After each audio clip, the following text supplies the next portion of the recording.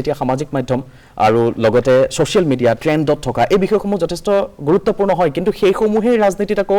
ফল নিদিয়ে হেয়াও এইবাৰ ইলেকশনে এইবাৰ নিৰ্বাচনে প্ৰমাণ কৰি দিলে কিবাটা উদাহৰণ আছে আপুনি ভালকৈ ক'ব মই এই বিষয়টোৰ কৈ আপোনাৰ পৰা জানিম এই বিষয়টোত দুইটা পক্ষতে আছে যেনেকৈ আমি যদি আমাৰ ৰাজনীতিবিদৰ মাজত এটা মানে সমীক্ষা চলাওঁ তেনেহ'লে দেখিবলৈ পাওঁ যে হিমন্ত বিশ্ব শৰ্মা ডাঙৰীয়াৰ ফলোৱাৰ্ছৰ মানে 5 মিলিয়ন ফলোৱাৰ্ছৰ আশে-পাশে আছে তেখেতৰ বাকি যিসকল আমাৰ ৰাজনীতিবিদ আছে তেওঁলোকৰ তুলনাত যথেষ্ট বেছি কিন্তু একেটা সময়তে যদি আমি চাওঁ তেনেহ'লে দেখিবলৈ পাওঁ যিখিনি নেৰেটিভছ আমি সামাজিক মাধ্যমত দেখিবলৈ পাইছিলো আৰু যেনে ধৰণৰ কমেন্ট war আৰু টেকনিক্যাল মানে আইটি সেলৰ যিখিনি যুদ্ধ আমি দেখিবলৈ পাওঁ যিকোনো এটা কন্টেন্ট যেতিয়া